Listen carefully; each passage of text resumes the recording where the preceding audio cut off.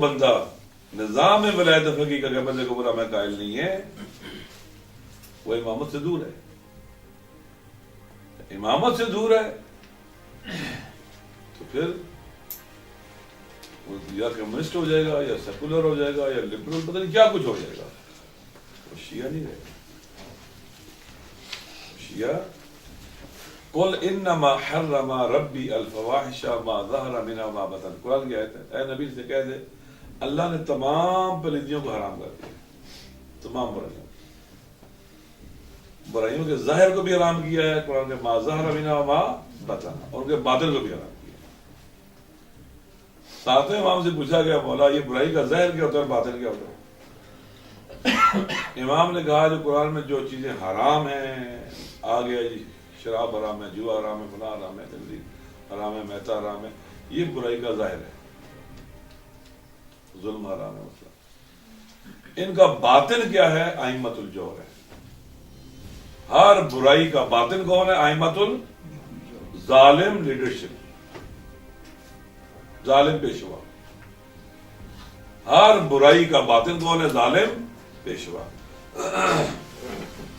پھر امام نے کہا کہ حلال اور اچھائیاں کے جو قرآن میں چیزیں حلال قرار دی گئی ہیں یہ ظاہر ہے حلال اور اچھائی کا، اور ہر حلال کا جو باطن ہے وہ ائمۃ الحق ہے، حق کے پیشوا۔ ٹھیک، اب جب آپ نے برائی کے ظاہر سے بچنا ہے تو باطن سے بھی بچنا، وہ بھی حرام ہے۔ اللہ نے کیا کہا ہے کہ برائی کے ظاہر کو بھی حرام کیا ہے اور برائی کے باطن کو بھی حرام کیا ہے۔ آپ نے برے پیشواؤں وہ حرام ہے، ان کے قریب آپ نے جیسے شراب کے قریب نہیں جانا، زنا کے قریب نہیں جانا، ویسے ہی باطل کے پیشوا، باطل پیشواؤں کے پیچھے آپ نے نہیں جانا۔ یہ برائی کا باطن ہے نا، جو برائی کا باطن اس کے پیچھے بھی نہیں جانا۔ اچھا، آپ نے حلال اور اچھائی کے ظاہر کو بھی اپنانا ہے اور اس کے باطن کو بھی اپنانا ہے، ریلیٹڈ آپس میں۔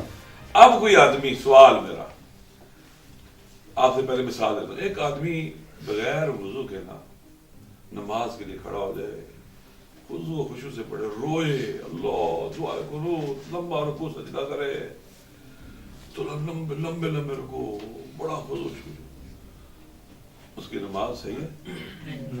کیوں؟ بغیر وضو کے جتنے بھی خضوع و خشوع سے نماز پڑھے وہ کیا ہے؟ سوال، اگر بندہ برائی کے باطن سے نہ بچے، حرام ہے برائی کا باطن، برائی کے ظاہر کو مطلب اس سے اپنے آپ کو بچا لے، شراب نہیں پیتا ہے، جوا نہیں کھیلتا، مثال کے طور پر نا، نماز پڑھتا ہے، لیکن برائی کے باطن کو اپنا لے، لیڈرشپ پیشوا کون بنے؟ اس کا ائمۃ الجور بنے۔ اگر برائی کے باطن سے نہیں بچے گا نا، اس کا جو حلال ہے وہ بھی حرام ہو جائے گا، اس کی نماز باطل، روزہ سب باطل ہو جائے گا،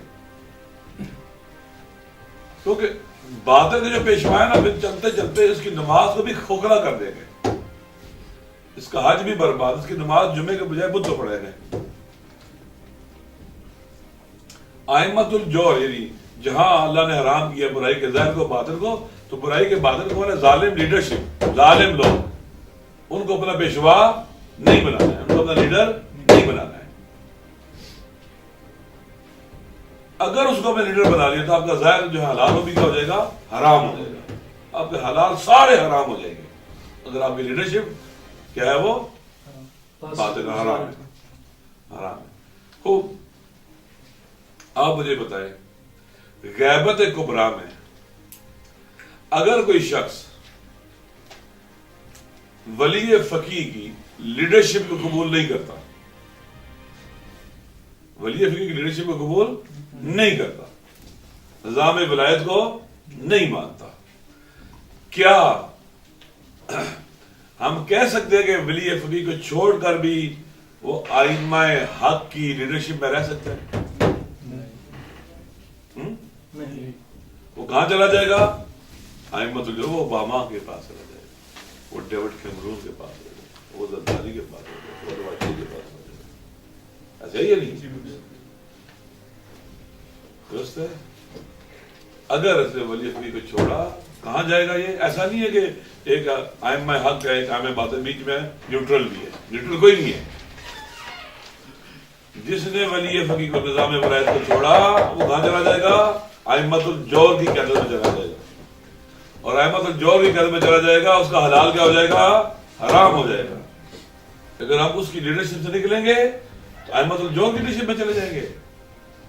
اگر امام خمینی سے نکلیں گے تو آپ شاہ کے پاس چلے جائیں گے یا کسی اور کے پاس چلے جائیں گے، بدماش کے پاس. نظام ولایت فقی ایک ائمۃ الجور کے مقابلے کا نظام ہے. ظالم پیشواؤں کے مقابلے میں اقوام کو، ملتوں کو ان کے منحوس سائے سے بچانے والا نظام. ٹھیک ہے.